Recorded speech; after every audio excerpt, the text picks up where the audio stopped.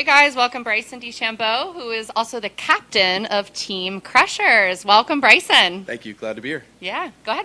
All right. Welcome to Chicago, Bryson. I hope the White Sox treated you well. Oh, I was awesome. I'm glad I didn't throw it in the dirt. Perfect. So I know one of the biggest concerns when everyone was coming over to LIV Golf was eligibility for team events for the Team USA.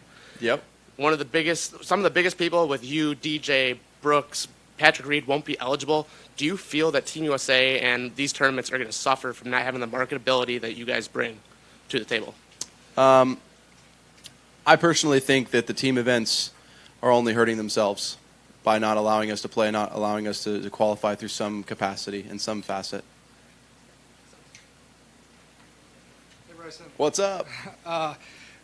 Basically, if you look at the calendar, a year ago, you're in a much different place. You're in Yeah. Wisconsin, not too far from here, at the Ryder Cup, driving the first green. Yep. I'm just kind of curious how far away that feels. Pretty far. Yeah. Yeah, a long ways away. But it's a fond memory, and I'll never forget it, and it's one of the greatest moments of my life. Does that version of Bryson, that part of your life, feel just as far away? Like, What do you mean? I guess just like kind of based off of his question, like Yeah. team golf, those type of things. I know it's a different form of team golf here, but what you were doing, who you were trying to be then, do you feel different or do you feel very similar to that person? As a person, I'm the same. My golf game, I'm getting back to that form, very close to that. In regards to the landscape of the game, it's completely different now. Yeah. And I think it's ultimately for the better down the road. I think people will see that over the course of time. It's just going to take a little bit of time. Cool. Thank you. Thanks. Bryson, you won the amateur here in Illinois at Olympia Yeah. Fields. You got your first tour win down at John Deere in That's right. Illinois. What would a third win in Illinois mean to you, and how much do you know about Rich Harvest Farms? Oh, it means I love Illinois. I still love them anyway, no matter what. But the grass here has treated me really well. And I think that, again, played here in 2014 or 15 for I think it was 15, sorry, for the Western Amateur. And that was a great experience. I loved every minute of it. And there's some quirky holes out here that we all have to strategize and take care of and just execute great golf shots.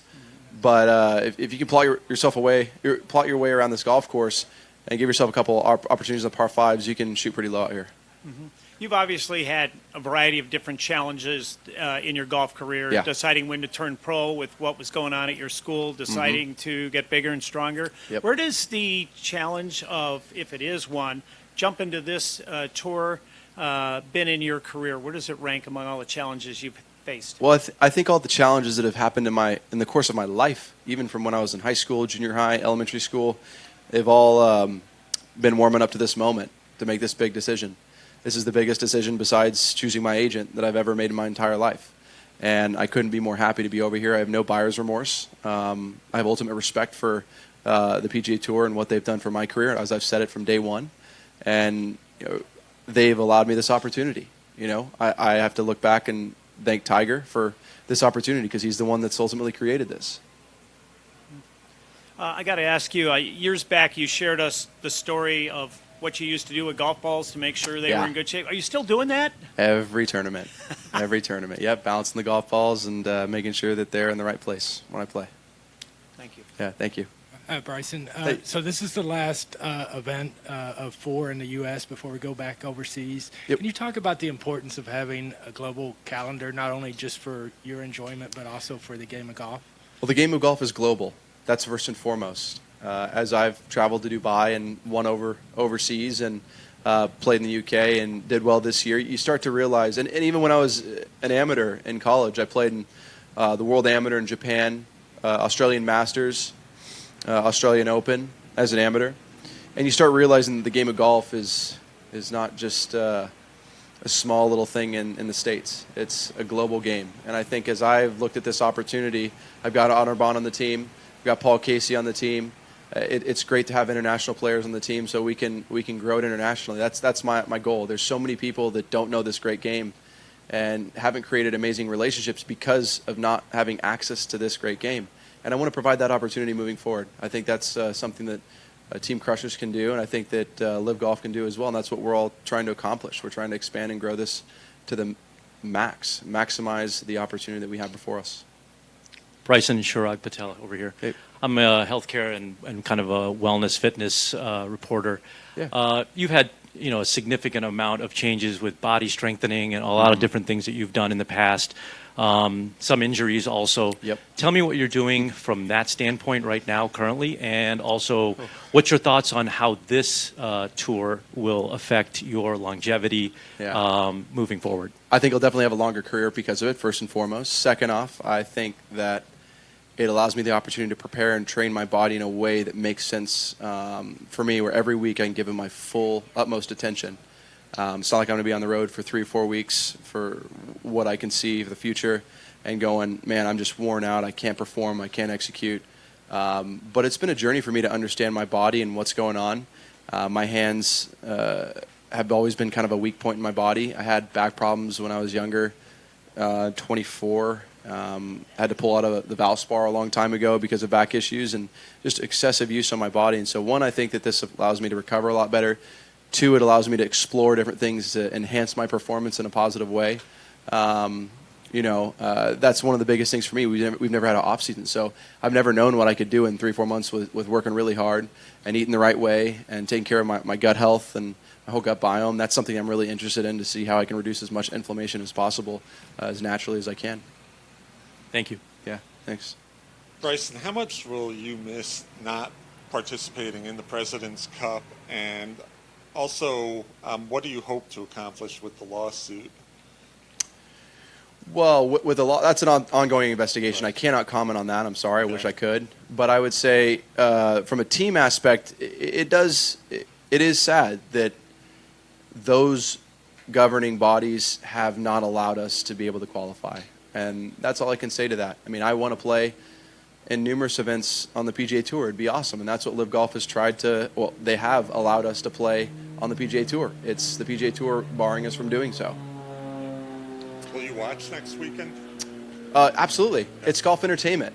And if you're not look, I'm a golf fan first and foremost. I'm going to watch golf wherever it's played with some of the best players in the world, whoever it is. I think down the road that'll change. I think that this will become something special, even more special than what it is now. And moving forward in the future, I'll still watch other tournaments that I've won and done well at before.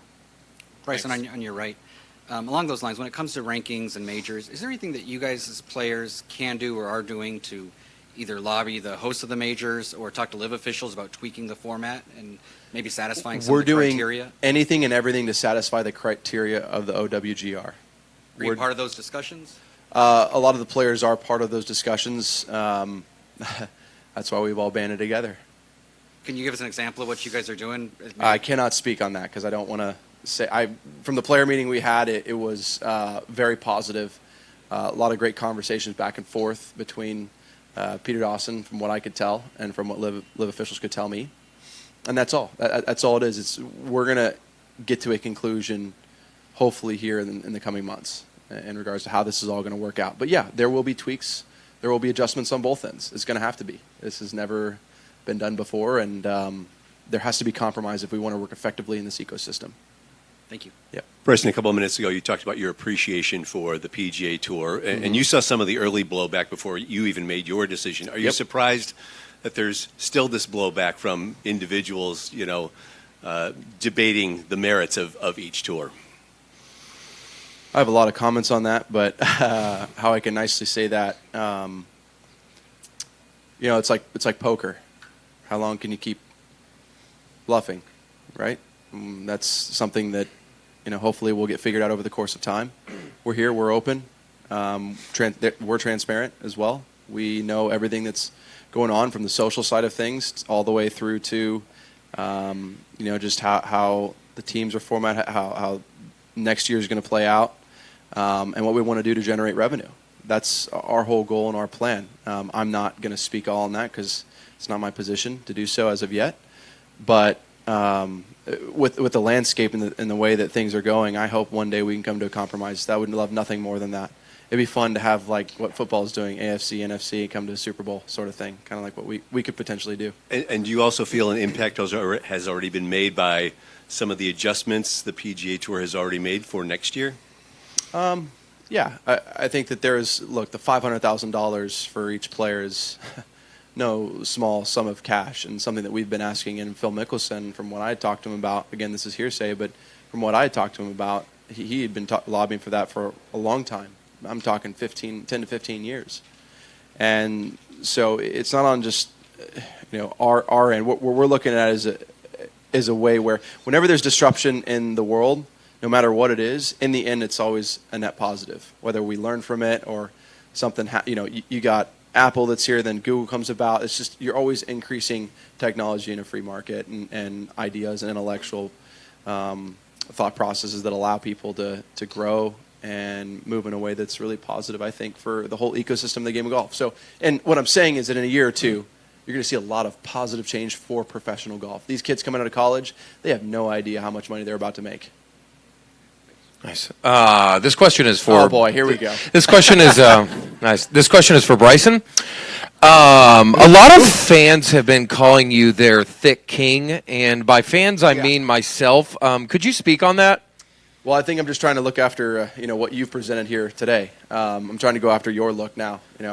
I was pretty big. I decided to lean out because I was getting too close to looking like you and your physique, and now I've kind of cut back a little bit, lost a couple pounds, and trying to look as sleek and slim as you. I'm gonna cry when I go home tonight. Okay, I'm sorry. Why? Because I'm fat and I didn't. No, stop. You're not. And hearing it from my father figure really hurt. So. We'll talk about it after. We'll get you on the Whole30 diet and call it a day, okay? Okay, that's a deal. Okay, thank you. Perfect deal.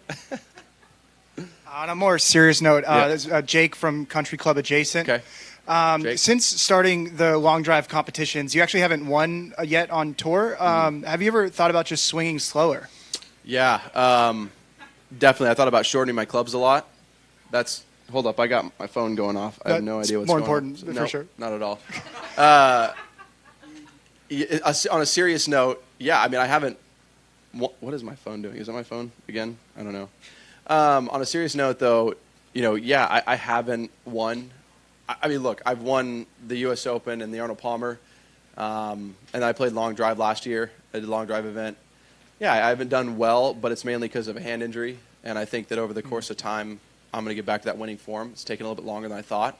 This hand thing is no joke. I never thought it would take this long to get back. I mean, look, it's only 4.5 months, but no, I don't think it'll hurt me. If anything, it's allowed me to, as bad as I've played, still play decently well. I have a top 10 and finished 18th the other week. So, not what I'm looking for at all, but I'm elongating this answer. I don't know why I'm doing that. No, I think I'll be fine. I'll win here soon. Yes, sir. Thanks, Bryce. Thanks. Just how difficult is it going to be without a TV contract? I know you're live streaming. It's coming. Stuff. It is coming? Okay.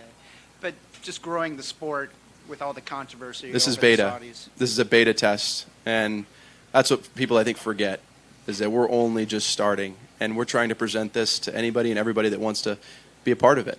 I think that's what's beautiful about it, being on YouTube. It's free to access for anybody that wants to watch it. 180,000 concurrent viewers in that playoff. Over 2 million people, unique viewers watched. That's pretty solid. Someone's gonna take the dive on us. Do you foresee overtaking the PGA? Or you were talking about a merger like AFC? Not my goal. I would never want that to be my goal. I mean, I still look up to them and appreciate what they've done for the game in general. LIV Golf, certainly from my perspective and what I know, never wanted to do that. Again, they've had to play their cards the way they've had to based on the way that the PGA Tour has reacted. That is what it is. And again, they're not putting the iron fist down. I don't think they will. There's no need to. But I personally believe that over the course of time, they will come to a resolution. There has to be. I mean, it's only in the best interest of the game of golf down the road. What LIV Golf has provided is something new and unique, different. And with that to be said, there's going to be some disruption, and people aren't going to like it. And I respect every single person that doesn't think it's good for the game of golf. I understand it, but I hope they are open-minded enough to go, you know what, let me just give this a chance. And if you give it a chance, you might see something pretty cool. Bryce, once upon a time you were a rookie playing your first tour event not far after Olympia Fields. Yeah. Now Mr. Poog is doing that this week here. What advice might you have for him? Say it again? David. David. Yeah. Yeah.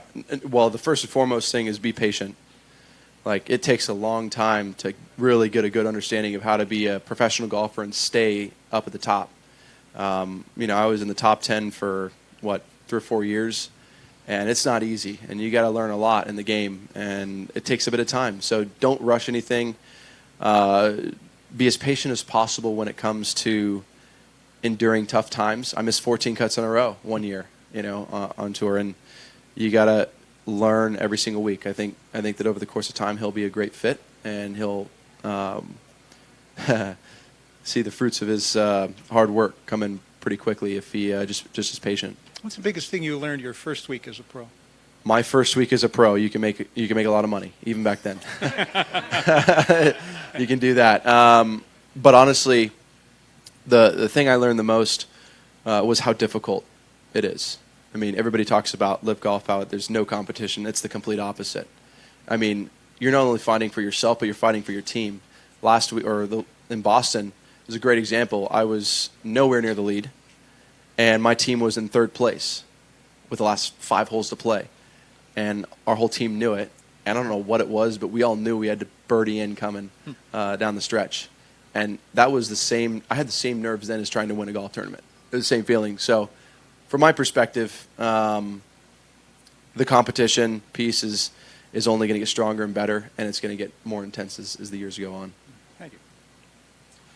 Keely Johnson, Drunk by the Turn. I was just wondering, who gave you the nickname DeChambeau, and how prepared are you for the Long Drive World Championships here in a couple weeks? Great question. So I'm focused on the golf this week first and foremost. Next week is when I'll start preparing really hard, and I've only got a week, so I mean my speeds are not slow. I can get it over 200 miles an hour out here, so I feel like I can get to 218 to 220 out there, which would be good enough to compete and hopefully make it to the top 8 again. But DeChambeau was. Can we confirm that it was Bobby Bradley? Can we confirm that? It was Bobby Bradley. Yeah. Awesome. Okay. He's the man, though. He's always been great. I love him. Cool. Yeah. Hey, guys, we have time for one more. Hey, Bryson. Hey. I wanted to ask you about Anirban as an addition to your team.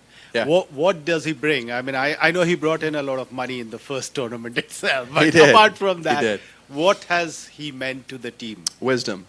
That's first and foremost. He's brought a lot of wisdom to the team. I mean, I picked up a lot of guys that I highly respected from the tour, and I think that those guys have meant the world to me in regards to input from a business side of things and from a golf side of things. They've got a lot of great knowledge. Yeah, I'm the captain, but they've had a lot more experience combined than me, and I wanted that so that I wasn't going to be blindsided by anything. I wanted them to be able to bring a different atmosphere to me so I could understand how to, first off, make the team the most successful team out here, be the most consistent, because there are times where my golf swing and golf game aren't that consistent, so I need some consistency. But people that are wise, that's really what he's brought to my team. And I think it's going to be awesome to watch the Indian market come, hopefully to our side as well. I'm looking forward to that. I'd love to do some work over there in India and help grow the game of golf in that space as well. I'm passionate about growing the game of golf. It is one of my things. And my last question, I spoke to you in 2016. We did an interview in Abu Dhabi. Yeah. And one of the lines that really stood out for me from there was that I like to create things. You had told me at that time you were working on your one lens shaft Right. and other things. Right. Is this something that has been the biggest attraction for you coming to LIV Golf, that it has really appealed to your entrepreneurial side of it? You said it. You said it. I mean, 100% accurate. Yeah. Winning the U.S. Open, the U.S. Amateur, NCAAs is something I'll never forget. But I think my greatest accomplishment when I look back on it, decade, 20 years from now, 30 years from now, will potentially be LIV Golf and what they're going to do for the game. It's my belief.